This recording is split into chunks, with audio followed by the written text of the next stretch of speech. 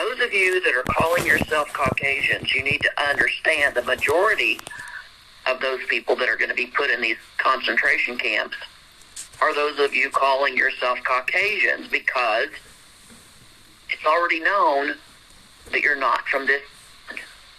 There were no white people on this land. The original people that have been here for tens of thousands of years, those 5 unincorporated nations, were heavily melanated people or black people. So your only saving grace under the Know Your Customers laws and the indexing process would be to step forward and identify yourselves.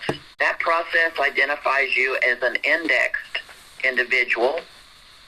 Once you're indexed, your name is submitted to the Universal World Court for registration, at which time you receive your status as a sovereign principal. Those of you that are coming forth to index, you are not to be involved in any threat against the government. You're not supposed to be protesting or participating in any kind of unlawful behavior. We are not connected in any way to any sovereign citizen group.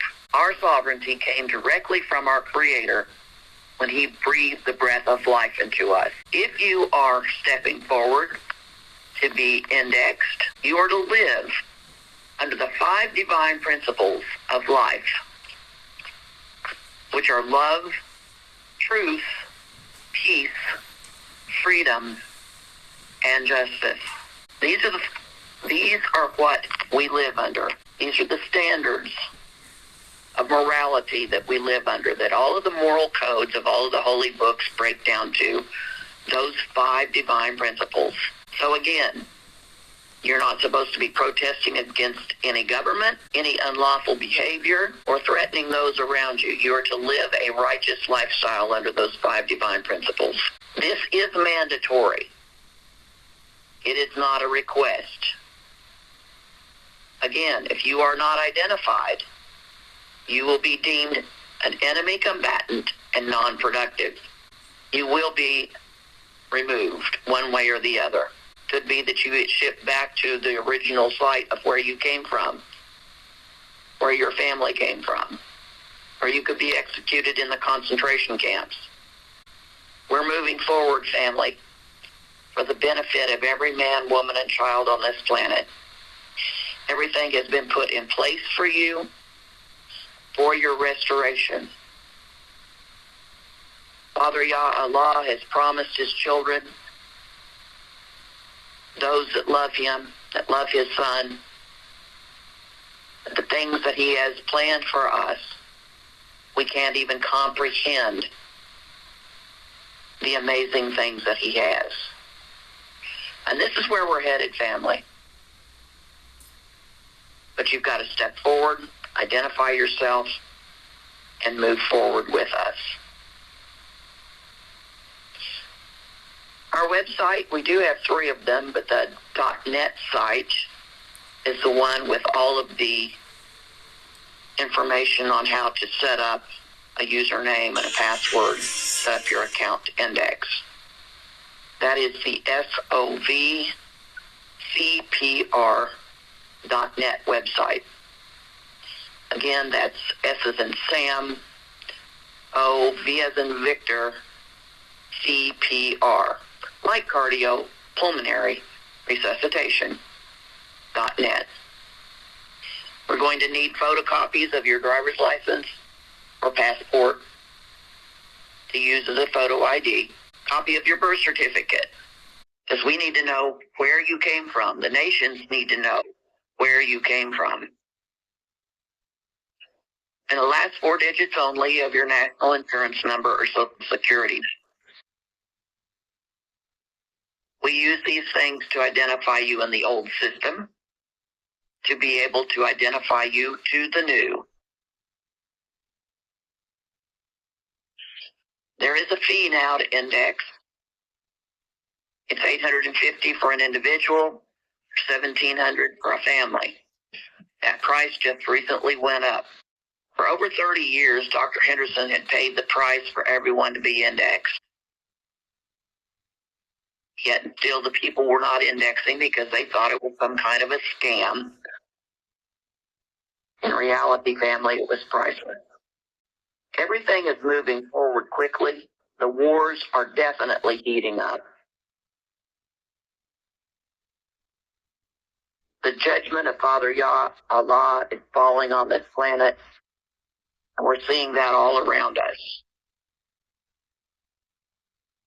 His son has come with a two-edged sword. With Father Yah's wrath to bring justice and judgment against all unrighteousness on this planet. So you're either going to be part of the righteous or of the unrighteous, and there's no in between. Do what you need to do to get yourself identified.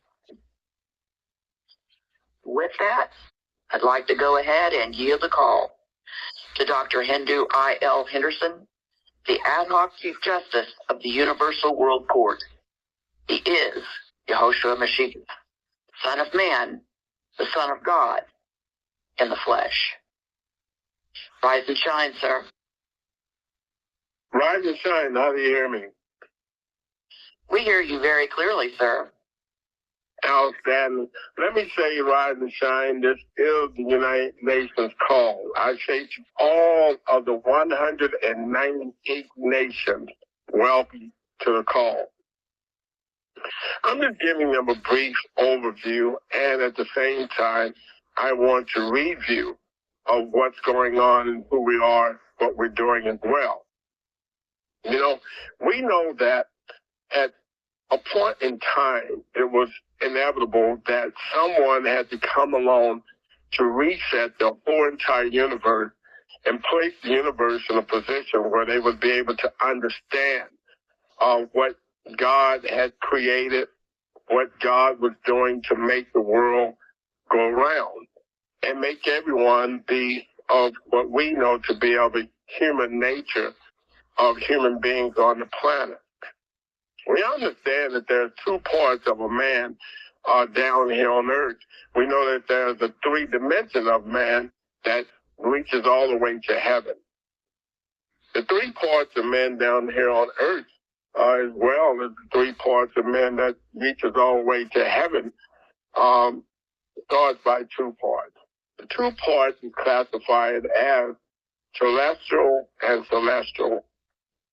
A celestial being, we know, that's one that has materialized himself from the dirt. He has come out of the dirt.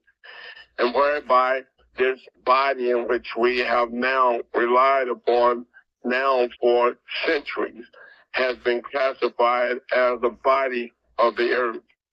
That body is nothing more than soil, dirt. And we know that there's another part of man that comes along with that terrestrial body of the dirt, and it's called celestial. And the celestial is nothing more than the breath of life in which was breathed into that dirt, that formed itself into man, that's classified as the breath of God. And these are the two parts that become that third part of man down here on earth, waiting for himself to be able to go into a world whereby he would classify as heaven. And that heaven would be right here on earth. You don't have to travel to no distant airspace to find heaven. Heaven will be right here on earth. We understand that it says that when it comes to a certain point in time, it says that God himself will come down from heaven. He will place one foot on land, the other foot he will place on sea. We understand that that means that he will now be grounded down here, whereby he will deal with man in an order and in a manner where he's going to judge him. This judgment will be a permanent judgment. Rather he see the wrath of God, or rather he see what will be classified as the reward of God, he will receive them right here on this earth, on this land in which we're in. We know that after all of this have taken place, it says, behold, there will become a new heaven and a new earth, and it will be coming down out of the heavens from God.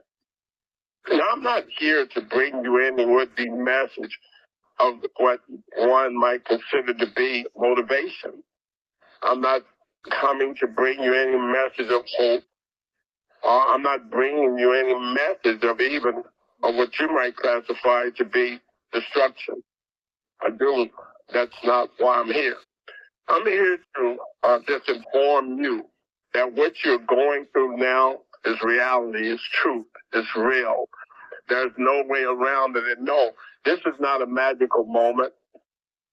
Some of the things now that we have been preventing ourselves from doing, and when I say we, I'm talking about myself and my brother Yahim. Yahim and Yahoshua. There's two of us. Yahim is the number, and Yahoshua is the letters. You know, we often have found ourselves realizing that there comes moments and times when we do separate from one another. Normally it's me, the one who becomes what he classifies as ghost.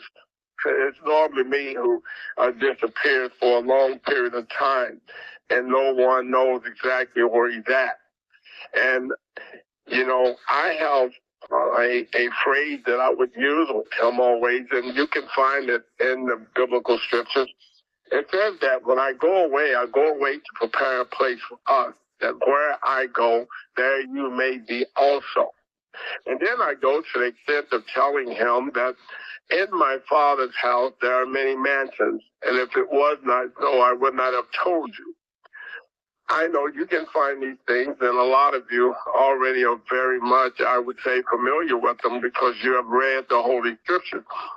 The thing is that the average person in the world has read the Holy Scriptures, and I'm talking about many of the Holy Scriptures, many of the holy books, the holy tablets, the Holy Quran, the Holy Bhagavad Gita, the Holy Septuagint, the Holy Tanakh, the Holy Bible, the Holy Book of Jubilees. I could go on and on to include the Holy Book of Mary.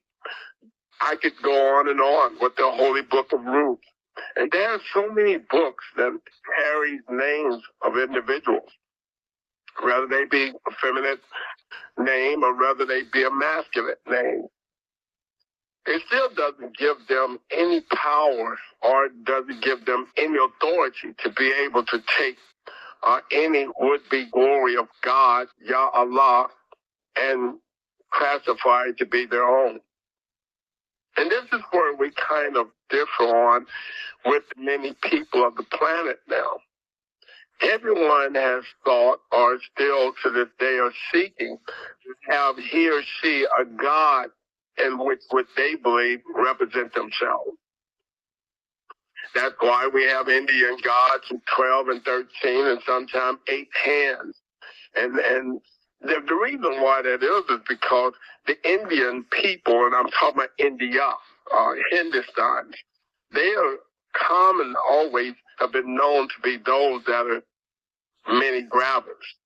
Many grabbers mean they use so many hands of trying to grab this, grab that, take this, take that.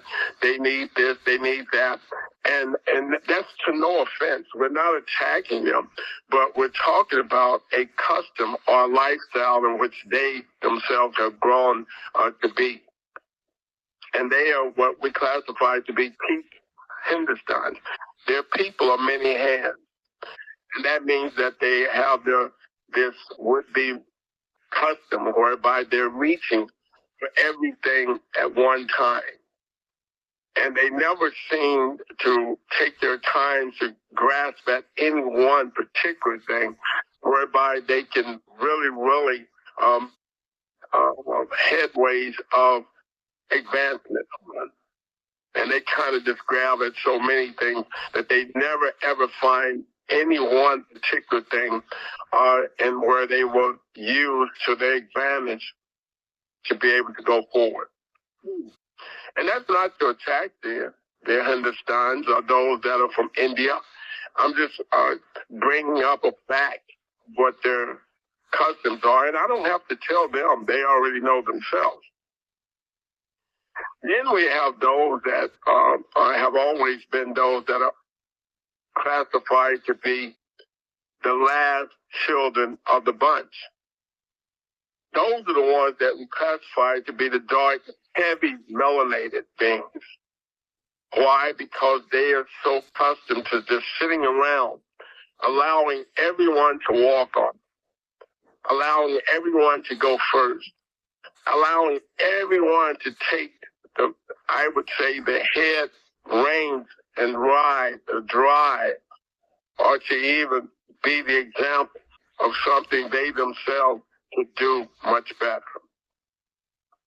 This is not to attack them, but it's only to give you an understanding of why it is that they're, like they are, or their customs are like they are, and why it's so important for us to be able to recognize the differences of the people on the planet. While dealing now with all of the nations from a standpoint of knowing what the ad hoc really stand for and what ad hoc really means, that's whereby all of the universe itself has chosen for itself, he or she, the individuals, to go forward to be able to hold accountable everything that's on the planet. Everything that's on the planet, not just some monetary system, but the medical system, the education system, you name it. They have been placed in a position of such to be able to hold those accountable that has been in violation to the rights of these different areas. As it has even been mentioned just this week, or as I would say as late as last evening, we heard Donald J. Trump, which is known as the President of the United States of America, made a statement that he says in his own words that he is just trying to make sure that he can get to heaven. And he says that from what all of his friends and the surrounding people around him is saying right now, he says he don't think by chance that what they're saying is that he's doing a good enough or well, let's just say a acceptable enough job to be able to get there. But he's hearing it coming directly from what would be classified as the voice of Allah through his son, Yahoshua, Mashiach. He's hearing that from his voice. He's heard it from him directly that he's not doing an exceptional job to be able to get into the kingdom of Father Allah. And that's a fact.